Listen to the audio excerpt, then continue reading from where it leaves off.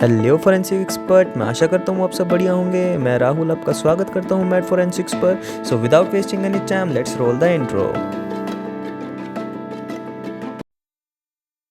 इस वीडियो को स्टार्ट करने से पहले मैं आपको एक चीज़ की गारंटी देना चाहता हूँ। अगर आप इस वीडियो को पूरा देखेंगे तो मैं आपको 100% गारंटी के साथ कह सकता हूँ कि आप एग्ज़ाम्स में बहुत अच्छा स्कोर करने वाले हो। तो बिना किसी देरी के हम अपने टॉपिक के साथ स्टार्ट करते हैं। Forensic science, it's field and job opportunities. तो तो आज हमारे जो ऑब्जेक्टिव्स हैं इस वीडियो के वो हैं what is forensic science, job opportunities and fields in forensic science. तो चलिए इन सबको एक एक करके समझते हैं। तो चलिए हम स्टार्ट करते हैं अपने सबसे पहले topic, what is forensic science. हम कुछ भी स्टार्ट कर रहे हैं, हम उससे पहले पता होना चाहिए कि वो चीज़ होती क्या है। तो फोरेंसिक साइंस एक लैटिन वर्ड से डिराइव किया गया है जिसका मतलब होता है बिफोर द फोरम। फोरेंसिस जिसका मतलब होता है before the forum. Before the forum को आप यहाँ पे एज अ कोर्ट समझ सकते हैं। मतलब एक कोर्ट होती है जिसके सामने हमें एविडेंसेस के थ्रू प्रूव करना होता है। और हम इसको कैसे डिफाइन कर सकते हैं? फोरेंसिक साइंस की जो प्रॉपर डेफिनेशन होगी वो होगी the use of scientific methods और एक्सपर्टाइज टू इन्वेस्टिगेट क्राइम और examine evidences that might be presented in the court of law. इसका मतलब ये होता है कि आपको हर एक साइंटिफिक मेथड को अप्लाई करना है और एक एक्सपर्ट ओपिनियन देना है कोर्ट ऑफ लॉ के सामने, जिससे कि कुछ भी चीज़ प्रूफ हो सके। और आप इसको एक सिंपल, मतलब आप एग्जाम लिख रहे हो, आपको कुछ भी प्रॉपर डेफिनेशन याद ना रहे, आपको सिंपली लिख देना है application of all the sciences for the purpose of law and justice. कहने का मतलब जितनी भी आपके पास साइंसेस है, बायोलॉजी, केमिस्ट्री, फिजिक्स या और कोई भी अदर ब्रांच साइंस की, हम उसको अप्लाई करेंगे किसके लिए? लॉ एंड जस्टिस के लिए, कानून की सहायता करने के लिए। और हम ये भी जान लेते हैं कि फोरेंसिक साइंस के जो मेन एम है वो क्या-क्या होते हैं। जो हमारे मतलब फोरेंसिक साइंस हम पढ़ रहे हैं, उसका मेन काम क्या-क्या होता है। तो सबसे पहला जो काम ये होता है हमारा कि हम क्राइम सीन पे जाते हैं, उसको सबसे पहले सिक्योर करते हैं, ठीक है? उसके बाद हम उसके ऊपर जो भी हमें एविडेंसेस मिलते हैं, हम उन्हें कलेक्ट करते हैं। तो सबसे पहला काम, हम क्राइम सीन पे गए, उसके बाद हमने उसको प्रॉपर बैरिकेड कर दिया कि कोई और एंटर ना कर पाए, ताकि उसको खराब ना कर दे क्राइम सीन को। फिर उसके बाद वहाँ पे जितने भी एविडेंसेस हैं, हमने उनको कलेक्ट कर लिया। कलेक्ट करने के बाद, और हाँ, कलेक्ट करने करने से पहले हमें उसको इस तरीके से कलेक्ट करना है कि वो चीज़ कंटैमिनेट ना हो, मतलब वो चीज़ खराब ना हो। और उसके बाद फिर हमें उसे लैब में ले जाना है, उसकी एनालिसिस करनी है, और उसके बाद उसको जो भी हमारे पास एज़ अ रेफरेंस सैंपल आया है, उसके साथ कंपेयर करना है। फिर उसके बाद हमें एक रिपोर्ट जनरेट करनी है, जो हम कोर्ट ऑफ लॉ के सामने देंगे। अपनी जो रिपोर्ट होगी, हमारी जो साइंटिफिक रिपोर्ट होगी, वो हम कोर्ट को देंगे। और एक और चीज़ हमारा काम होता है कि रिकंस्ट्रक्शन ऑफ क्राइम। इसका मतलब सिंपल ये होता है कि आपको ये बताना होता है कि वो चीज़ हुई कैसे होगी। मान लो मैंने किसी को चाकू से मार दिया, तो वो मैंने कैसे मारा होगा, मतलब मैं कहाँ, मेरी पोजीशन क्या होगी उस टाइम पे वो पर्सन कहाँ पे खड़ा होगा, विक्टिम कहाँ पे खड़ा होगा। तो ये चीज़ें हमें बतानी होती है। तो जब हम अपनी रिपोर्ट दे देंगे ना कोर्ट को, तो उसके बाद वो एक नॉन पार्शियल डिसीजन ले पाएगा, मतलब कोई भी पार्शियलिटी नहीं होगी उसमें। और हमें, हमारा एक और काम होता है कि हमें चैन ऑफ कस्टडी भी मेंटेन रखनी होती है। चैन ऑफ कस्टडी का मतलब ये होता है कि जब तक हमने एविडेंसेस को वहाँ से उठाया और जब तक उसकी एनालिसिस हुई, तब तक उस एविडेंसेस को किस-किस ने हैंडल किया। मतलब जैसे आपने क्राइम सीन से एविडेंसेस को उठाया, तो उसके ऊपर है ना, आपके भी साइन होते हैं, उस पे डेट होती है, टाइम होती है, प्रॉपर स्लिप होती है वो, जिसके ऊपर सब कुछ सारी डिटेल्स होती है कि आपने किसको दिया, कि वो आगे ट्रांसपोर्टेशन में गया, वो किसके थ्रू ट्रांसपोर्ट हुआ, हर चीज़ उसके अंदर मेंशन होती है। ये सब अभी एक ब्रॉड टॉपिक है, चेन ऑफ कस्टडी एक काफ़ी बड़ा टॉपिक है। इसको हम आगे आने वाले टॉपिक में कवर करेंगे। तो चलिए अब हम अब ये जान लेते हैं कि आप ये बीएससी फोरेंसिक साइंस या एमएससी फोरेंसिक साइंस कर रहे हैं, उसके बाद आपकी जॉब अपॉर्चुनिटीज़ क्या-क्या होंगी आपके लिए? मतलब आप कहाँ-कहाँ पे क्या-क्या काम कर सकते हैं? तो सबसे पहले आप किसी भी गवर्नमेंट फोरेंसिक साइंस लैबोरेटरी के अंदर एज़ साइंटिफिक असिस्टेंट या फिर सीनियर साइंटिफिक असिस्टेंट या फिर सीनियर साइंटिफिक ऑफिसर की पोस्ट पे काम कर सकते हैं। उसके बाद आप अपनी पढ़ाई को कंटिन्यू रख सकते हैं, पीएचडी कर सकते हैं, प्रोफ़ेसर बन सकते हैं, या फिर आप एक रिसर्चर भी बन सकते हैं। आगे बढ़ेंगे तो हम एज साइंटिफिक असिस्टेंट ही लग सकते हैं, पर किसी गवर्नमेंट लैब की जगह किसी भी फोरेंसिक प्राइवेट एजेंसी में, जैसे कि तथ्य फोरेंसिक है, फोरेंसिक बस है, सिफ्स है, होकाई है, टूथ लैब्स है, और भी काफ़ी सारी प्राइवेट एजेंसीज है जहाँ पर आप काम कर सकते हैं। और एक और काम होता है, जैसे इंश्योरेंस कंपनी होती है, जैसे कि बजाज है, मेरा दोस्त भी एक कंपनी में काम करता था। तो उसका काम क्या होता था कि उसे डिफरेंट डिफरेंट क्राइम सीन पे जाना होता था। क्राइम सीन का मतलब कोई भी, जैसे कंपनी है इंश्योरेंस के लिए क्लेम करने के लिए, वो बोलती है कि उनके यहाँ आग लग गई, तो वहाँ पे वो जाता था, सैंपल कलेक्ट करता था। तो आप ये काम भी कर सकते हैं। उसके बाद आप एक लॉयर के साथ अटैच हो सकते हैं और उसको हेल्प कर सकते हैं कि अपनी फोरेंसिक एडवाइस दे सकते हैं उसको, ताकि वो अपने केस को जीत सके। और ये भी काफ़ी एक अच्छा काम है, इसके अंदर भी काफ़ी सारी जॉब अपॉर्चुनिटीज़ हैं। और भी काफ़ी सारी हैं, जैसे कि आप as assistant professor in any college और यूनिवर्सिटी, मतलब कि आप अपना नेट क्वालीफाई कर लीजिए और आप एज़ असिस्टेंट प्रोफ़ेसर किसी भी कॉलेज या यूनिवर्सिटी में लग सकते हैं। उसके बाद आप बच्चों को पढ़ा सकते हैं। उसके बाद आप अपना खुद का भी बिज़नेस स्टार्ट कर सकते हैं after MSc forensic science licence लेके। आप किसी भी क्वेश्चन डॉक्यूमेंट की एनालिसिस करके उसके ऊपर रिपोर्ट दे सकते हैं, या फिर फिंगरप्रिंट की एजेंसी खोल सकते हैं, जैसे कि फिंगरप्रिंट मैच करने हैं या फिर ये सब। उसके अलावा आप एज़ अ साइकोलॉजिस्ट भी काम कर सकते हो। फोरेंसिक साइकोलॉजिस्ट के अंदर काफ़ी सारे काम आते हैं, जैसे कि आपको नार्को एनालिसिस करनी पड़ती है, वो जो टूथ टेस्ट होता है ना, कि ड्रग दे के नशे में कुछ भी सच उगलवाना ये सब, और लाई डिटेक्टर टेस्ट कि वो झूठ बोल रहे हैं नहीं, और भी इसके काफ़ी सारे काम होते हैं। और आप एज़ साइबर एक्सपर्ट भी काम कर सकते हैं। साइबर फोरेंसिक एक बहुत बड़ी फ़ील्ड है, जिसके अंदर आपको एविडेंसेस को कलेक्ट करना होता है और उनके अंदर से आपको डाटा निकालना होता है। जो भी मतलब डाटा हमारे पास है नहीं, हमें वो लॉस्ट हो चुका है, उसको रिकवर करना होता है। तो चलिए अब हम ये जान लेते हैं कि फोरेंसिक साइंस के अंदर कितनी सारी फ़ील्ड्स हैं जहाँ पर आप काम कर सकते हैं। जैसे मैंने बताया अभी कुछ, तो साइकोलॉजी है और साइबर है और काफ़ी सारी फ़ील्ड्स हैं। आइए जानते हैं एक-एक करके कौन-कौन सी वो फ़ील्ड्स हैं।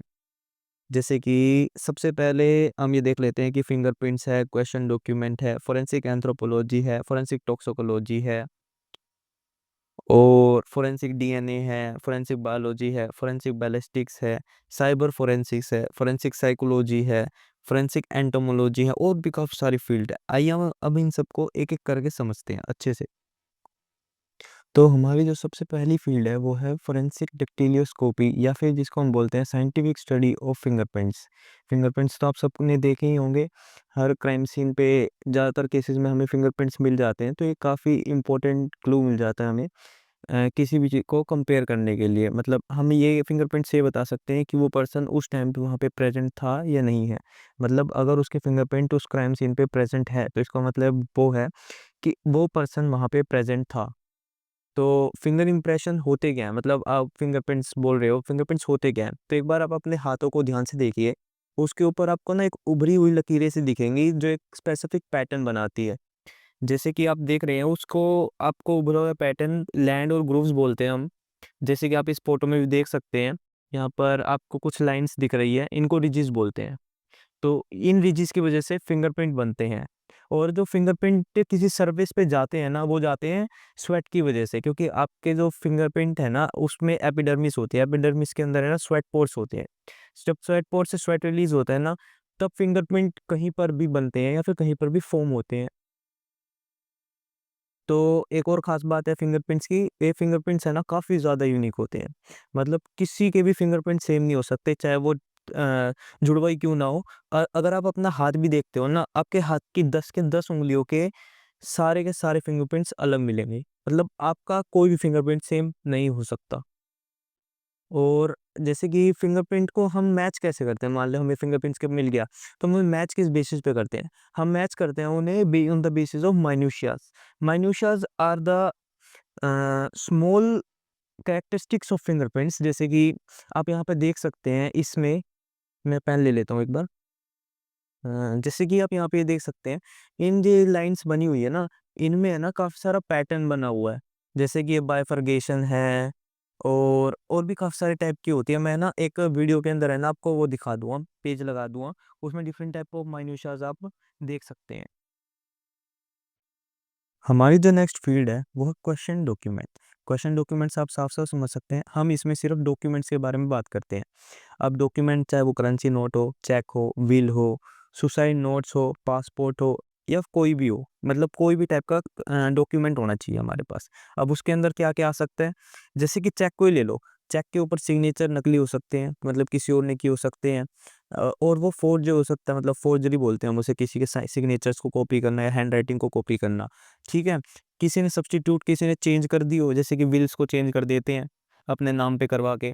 किसी ने ओब्लिटेट फाड़ ही दी हो सबूत मिटाने के लिए, ठीक है? और भी सारे काफ़ी सारे टाइप के चैलेंजेस आते हैं इसके अंदर। एज एज ऑफ डॉक्यूमेंट भी चैलेंज हो सकती है, जैसे कि हमें कोई पुराने ज़माने का कोई किताब वगैरह मिल गई अकबर बीरबल के टाइम की, तो हमें एक क्वेश्चन ये आएगा कि ये उस टाइम पीरियड की है या नहीं है, तो हमें ये चेक करना होता है, कार्बन डेटिंग या फिर और मेथड्स हैं। तो फिर उसके बाद आता है इंक एग्जामिनेशन। इंक एग्जामिनेशन में हमें ये ऐसे-ऐसे क्वेश्चन आते हैं, जैसे कि ये जो इंक है, एक ही पेन से लिखी गई है या नहीं?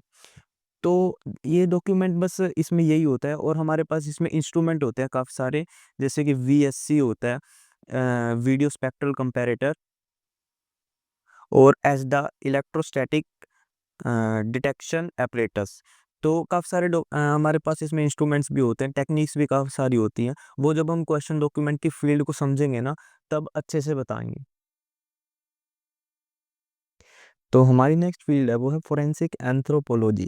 एंथ्रोपोलॉजी आप यहाँ पे स्कल देख सकते हैं, तो इसका मतलब ये सिर्फ बोन से रिलेटेड फील्ड है। ज़रूरी नहीं है बोन से भी हो, पर मेनली फोरेंसिक के अगर जो अंदर है ना, वो हम बोन से रिलेटेड ही देखते हैं। तो इसके अंदर क्या होता है, हमारे पास बोन आ जाती है, कोई भी हो, चाहे कोई भी पार्ट आ सकता है बोन का, स्कल भी आ सकता है, पेल्विस भी आ सकता है, स्टर्नम, फीमर, कोई भी बोन आ सकती है। और ज़रूरी नहीं है कि एक-एक बोन भी आए, तो पूरा स्केलेटन भी आ सकता है। तो हमें उसकी जाँच करनी होती है, उसके बाद हम पे क्वेश्चन्स आते हैं कि उसका ऐज क्या होगी, सेक्स क्या होगा, स्टेचर, एंसेस्ट्री, मतलब ऐज कितनी उम्र का होगा, सेक्स मेल है या फीमेल है, स्टेचर उसकी हाइट कितनी रही होगी, एंसेस्ट्री कॉकेज़ॉइड, मोंगोलॉइड, नीग्रोइड, हमारे पास कुछ रेसेस हैं, उनको भी हम डिफाइन कर सकते हैं एंथ्रोपोलॉजी से।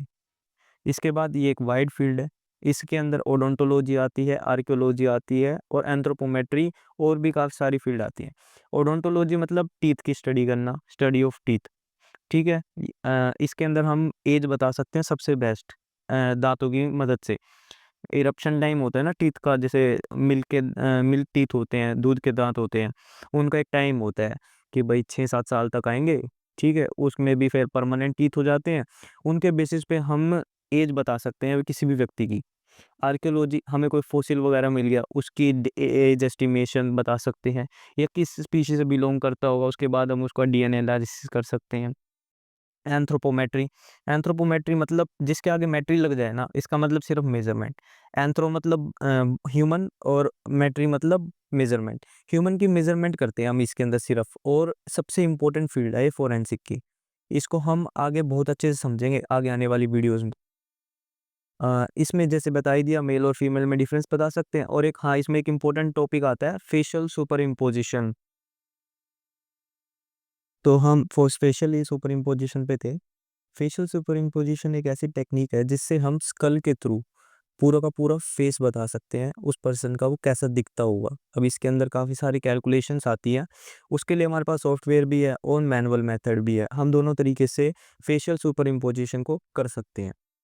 और इसके बाद हम नेक्स्ट फ़ील्ड पे बढ़ते हैं, जो कि है, तो हमारी जो नेक्स्ट फ़ील्ड है वो है फोरेंसिक टॉक्सिकोलॉजी। टॉक्सिकोलॉजी के अंदर हमारे पास पॉइज़न होते हैं, ड्रग होते हैं, या फिर कोई भी टाइप का केमिकल हो गया, हमें उसकी एनालिसिस करनी होती है। अब हमारे पास उसके लिए डायरेक्ट सैंपल भी आ सकता है, वो ड्रग आ गया, पॉइज़न आ गया, और या फिर कोई भी बॉडी का ऑर्गन भी आ सकता है, लिवर, किडनी, ब्लड। तो हमें फिर पहले उसके अंदर से एक्सट्रैक्ट करना होता है, उसके बाद हमें उसकी एनालिसिस करनी होती है। इसके अंदर हम सिर्फ केमिस्ट्री की नॉलेज को अप्लाई करते हैं, मेनली केमिस्ट्री का ही टॉपिक है ये। और इसके बाद इसके अंदर ना काफ़ी सारे इंस्ट्रूमेंट आते हैं, जैसे कि TLC, thin layer chromatography, GC यानी कि gas chromatography, HPTLC, high performance thin layer chromatography, और भी काफ़ी सारे टाइप के आते हैं। इसके अंदर इंस्ट्रूमेंट यूज़ होते हैं जिसके थ्रू हम अपने पॉइज़न वगैरह को सेपरेट करते हैं या आइडेंटिफाई करते हैं। ऑल्सो हम उसको सेपरेट करने के साथ-साथ है ना, हम उसको क्वांटिफाई भी कर सकते हैं, मतलब कि वो कितने अमाउंट में प्रेज़ेंट है बॉडी के अंदर। तो और इसके अंदर है ना सिर्फ इंस्ट्रूमेंट का यूज़ नहीं होता, इसमें काफ़ी सारे कलर टेस्ट, केमिकल टेस्ट भी होते हैं, स्पॉट टेस्ट, फ़िल्टर पेपर के ऊपर टेस्ट होते हैं, माइक्रो क्रिस्टल टेस्ट, मतलब टेस्ट ही होते हैं ये भी सारे, हर टाइप का केमिकल टेस्ट है ये। माइक्रो क्रिस्टल टेस्ट के अंदर क्या होता है, हम कोई भी जब टेस्ट करते हैं ना तो उसके अंदर क्रिस्टल की फॉर्मेशन होती है। जैसे ब्लड में टाइकमान टेस्ट होता है, टाकायामा टेस्ट होता है, वो एक माइक्रो क्रिस्टल टेस्ट है। और टॉक्सिकोलॉजी के अंदर अभी के लिए बस इतना ही है, हम इस फील्ड को भी काफ़ी अच्छे से आगे पढ़ेंगे। तो हमारी नेक्स्ट जो फील्ड है वो है साइबर फोरेंसिक। साइबर फोरेंसिक में हमारा सबसे पहला काम क्या होता है, जब भी हम क्राइम सीन पे जाते हैं तो जो एविडेंसेस होते हैं जैसे कि mobile phone, computer, laptop, hard drive, solid state drives, SSD बोलते हैं हम, एटसेट्रा, पेन ड्राइव होगी, इनको कलेक्ट करना होता है प्रॉपरली कि वो इंटरनेट कनेक्शन में ना रहे। मतलब जैसे मोबाइल फ़ोन मिल गया, हमारे सबसे पहले काम यही होगा कि हम उसको एरोप्लेन मोड पे लगा दें ताकि वो किसी भी इंटरनेट सर्विस के अंडर ना आए। और हाँ, हमारे पास एक फ़ैराडे केज होता है जो मतलब किसी भी नेटवर्क को तोड़ देता है। उसके अंदर अगर हम रखते हैं ना तो फ़ोन के अंदर कोई भी नेटवर्क नहीं जा सकता। तो कलेक्ट कर लिया हमने, उसके बाद हमारा जो मेन काम होता है वो है डाटा रिकवरी। मतलब उस फ़ोन के अंदर से डाटा को निकालना।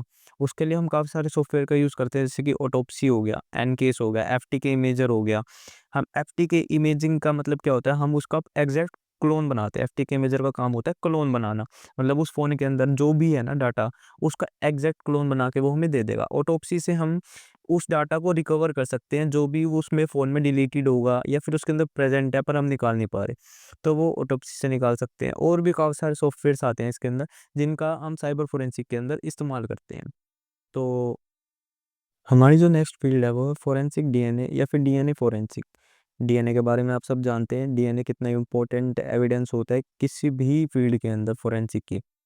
तो अगर हम डीएनए मिल जाता है ना तो हमें कंपेयर करना काफ़ी ज़्यादा आसान हो जाता है। तो मोस्ट इम्पोर्टेंट फील्ड है।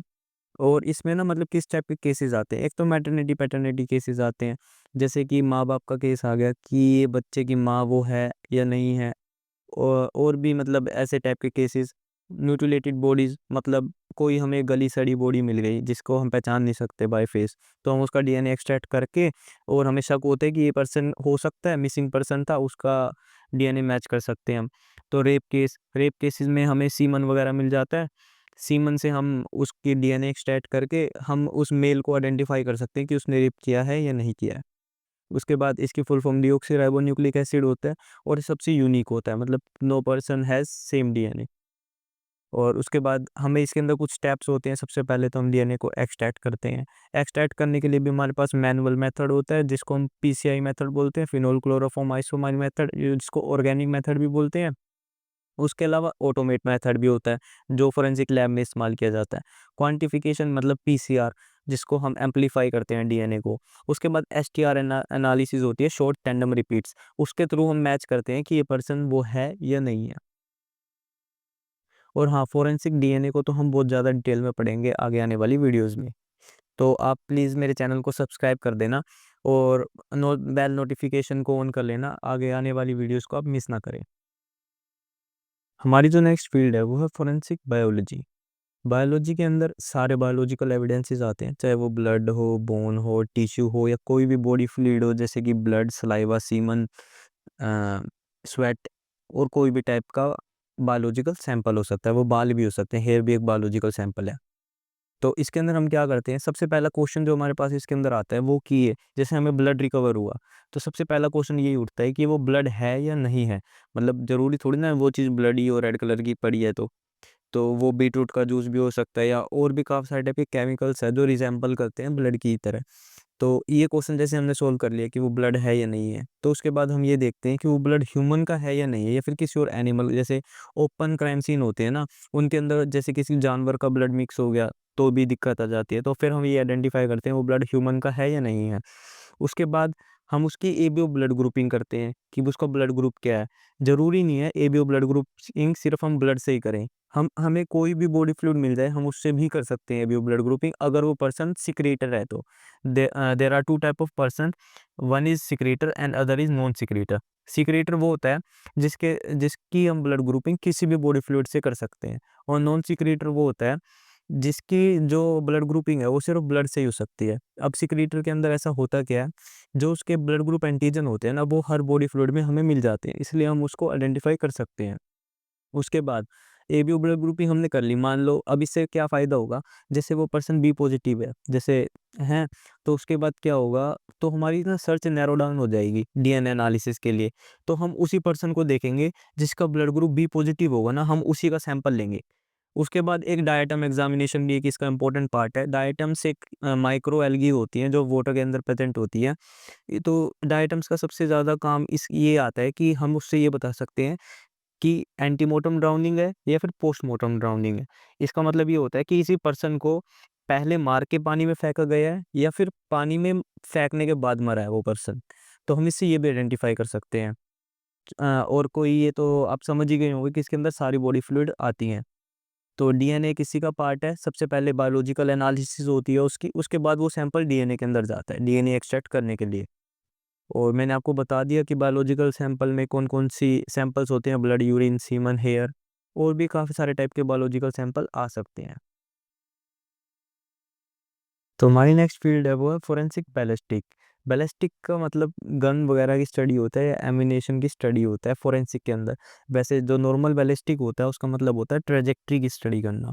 लेकिन फोरेंसिक के लिए हम ट्रेजेक्ट्री भी पढ़ते हैं, जिसमें हम बुलेट की ट्रेजेक्ट्री को पढ़ते हैं कि गन से निकली हुई बुलेट किस एंगल पे गई और किस डायरेक्शन में उस किसी ऑब्जेक्ट को हिट करी। तो ये काफ़ी इंटरेस्टिंग फील्ड है फोरेंसिक की। इसके अंदर हमें गन मिलती है, एम्यूनेशन मतलब बुलेट्स वगैरह को एम्यूनेशन बोलते हैं हम। तो और उसकी ट्रेजेक्टरी को पढ़ते हैं। ठीक है, इसकी आप डेफिनेशन देख लीजिए, branch of science that deal with the guns ammunition it's trajectory for the purpose of law and justice. ठीक है, इसके अंदर हमारे पास एनालिसिस के लिए क्या क्या आता है, बुलेट आते हैं, बुलेट्स। ठीक है, एम्यूनेशंस भी उनको बोलते हैं, कार्ट्रिजेस। और हाँ, एम्यूनेशन में ना मतलब एम्यूनेशन के अंदर एक बुलेट जो होती है ना, वो सिर्फ बुलेट की कंसिस्ट नहीं होती, उसके अंदर कार्ट्रिज होती है। कार्ट्रिज एक अलग पार्ट है, बुलेट एक अलग पार्ट है, प्राइमर एक अलग पार्ट है। ठीक है, उसके बाद वेपन्स भी आ सकते हैं, उसके वेपन्स में कुछ भी आ सकता है, नाइफ आ सकता है, स्टोन आ सकता है, कोई गन आ सकती है। ठीक है, उसके अलावा examination include whether bullet is fired from same gun, is the same bullet cause the wound. मतलब इसके अंदर हम किस टाइप की एग्जामिनेशन करते हैं, जैसे हमें कोई बुलेट रिकवर कर लिया हमने क्राइम सीन से, तो हमें ये बताना होता है कि ये सेम किस गन से फायर की गई होगी, मतलब कौन से एमएम की गन से हमने उसको फायर किया है, या फिर हमें मैच करना होता है कि ये जो बुलेट है उसी गन से फायर हुई है या नहीं हुई। इसके लिए हमारे पास कार्ट्रिज केस एग्जामिनेशन कर सकते हैं हम, हमें कार्ट्रिज केस मिल गया तो हम उसके एग्जामिनेशन कर सकते हैं। बुलेट के ऊपर हम स्टायरेशन मार्क्स होते हैं, स्टायरेशन मार्क्स की स्टडी कर सकते हैं कंपैरिजन माइक्रोस्कोप के अंदर। ठीक है? और भी जीएसआर की एनालिसिस कर सकते हैं, मतलब जीएसआर की एनालिसिस हम क्यों करते हैं, उससे हमें ये पता चल जाता है जीएसआर क्या होता है, गन शॉट रेजिड्यू। मतलब जब बुलेट फायर होती है ना, उसके अंदर से बारूद निकलता है थोड़ा-सा, तो वो हमारे कपड़ों पे गिर जाता है, तो हम उसकी एनालिसिस करके ये बता सकते हैं उस पर्सन ने ही फायर किया है ना? तो ये काफ़ी इंटरेस्टिंग फील्ड है, इसको भी हम आगे जाके डिटेल में पढ़ेंगे। तो हम आगे बढ़ते हैं अपनी नेक्स्ट फील्ड की तरफ, वो है फोरेंसिक एंटोमोलॉजी। एंटोमोलॉजी को आप इंसेक्ट से रिलेट कीजिए। इसमें हम सिर्फ इंसेक्ट की स्टडी करते हैं। इंसेक्ट की स्टडी हम क्यों करते हैं? उसकी लाइफ साइकिल को स्टडी करके हम है ना उसका पोस्ट मोटर मोर्टम इंटरवल बता सकते हैं, मतलब कि टाइम सिंस डेथ बता सकते हैं कि इस बॉडी को मरे हुए कितना टाइम हुआ है। जैसे आपने सीआईडी में भी देखा होगा, डॉक्टर सालूम के देखते ही बता देता था कि उसका कितने टाइम पहले मरा होगा वो, कि भाई ये लाश तो 2-3 दिन पुरानी है ना? ऐसे ही है। तो इस फील्ड में भी हम यही करते हैं, लेकिन हम इंसेक्ट की मदद से करते हैं। तो जैसे कि इसमें क्या है, field of forensic science that deals with estimation of time since death of corpus delicti. Corpus delicti का मतलब होता है डेड बॉडी, ये एक फ्रेंच वर्ड है। तो by the use of insect life cycle, हम इसमें इंसेक्ट की लाइफ साइकिल को स्टडी करते हैं। उसके अलावा it also helps in knowing the place of origin by studying the type of insect in a particular area. मतलब इससे ना हम एक एरिया को भी बता सकते हैं, मतलब जैसे कि कुछ स्पीशी होते हैं ना इंसेक्ट के, वो पर्टिकुलर एरिया में मिलती है, कुछ फॉरेस्ट में मिलेगी, कुछ घर में मिलती है, जैसे हाउस फ्लाई होती है। तो हम उससे एरिया को भी बता सकते हैं कि कौन से एरिया पे इसकी डेथ हुई होगी। ऑल्दो इसमें ना क्या एक और इम्पोर्टेंट बात है, ये इंडिया में इतनी ज़्यादा पॉपुलर नहीं है, तो इसका हम बहुत कम ही यूज़ करते हैं फोरेंसिक एंटोमोलॉजी का।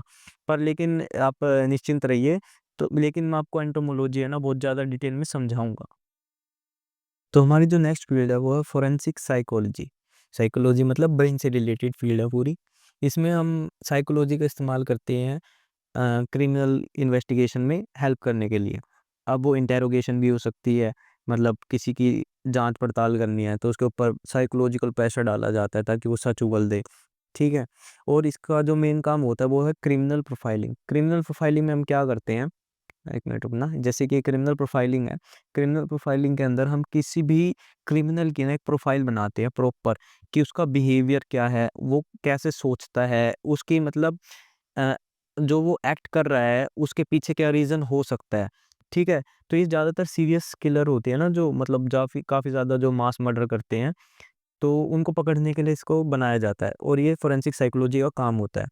इंटेरोगेशन में मैंने आपको बता दिया कि इंटेरोगेशन में भी इसका इस्तेमाल होता है। और हाँ, इसमें कुछ इंपॉर्टेंट बढ़िया सी फील्ड आती हैं जो कि है नार्को एनालिसिस, ब्रेन फिंगरप्रिंटिंग, लाई डिटेक्शन।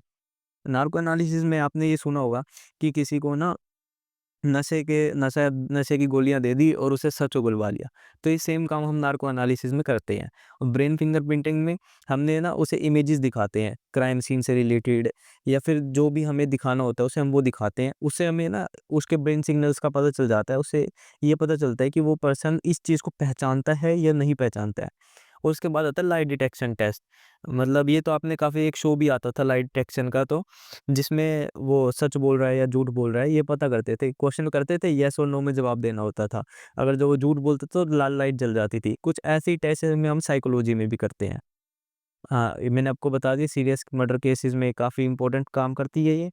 और it also helps in court of law in many parent and children disputes. मतलब हाँ, सिविल क्रिमिनल केसेस के साथ-साथ ये सिविल केसेस में भी काफ़ी असिस्ट करती है कोर्ट को, कि मतलब ये बच्चे की साइकोलॉजी को स्टडी करती है अच्छे से, और कोर्ट को हेल्प करती है डिसीजन फॉर्म करने के लिए कि इस बच्चे को माँ के साथ रहना चाहिए या बाप के साथ रहना चाहिए। और भी काफ़ी सारे तरीके हैं जो साइकोलॉजी है ना, वो क्रिमिनल इन्वेस्टिगेशन में हेल्प करती है। और अगर आप अब तक मेरे साथ बने हुए हैं तो आपको मतलब मेरी वीडियो अच्छी लगी होगी, तो उसके लिए आप प्लीज़ इस वीडियो को लाइक कर दीजिए और चैनल को सब्सक्राइब कर दीजिए और इसे शेयर कीजिए अपने दोस्तों के साथ, ताकि वो भी इन वीडियो से रेफरेंस ले सके और अच्छे से अपनी स्टडी कर सके। बाकी आने वाली वीडियोज़ में मैं आपको इस चीज़ की तो गारंटी दे देता हूँ कि मेरी वॉइस क्वालिटी और वीडियो क्वालिटी बहुत ज़्यादा एनहांस हो जाएगी। और मैं आपको बस इतना बोलना चाहूँगा इस वीडियो को देखने के, सो thank you for watching this video. और हम मिलते हैं अपनी अगली वीडियो में जिसका टॉपिक होगा laws of forensic science. So thank you again, आरिगातो।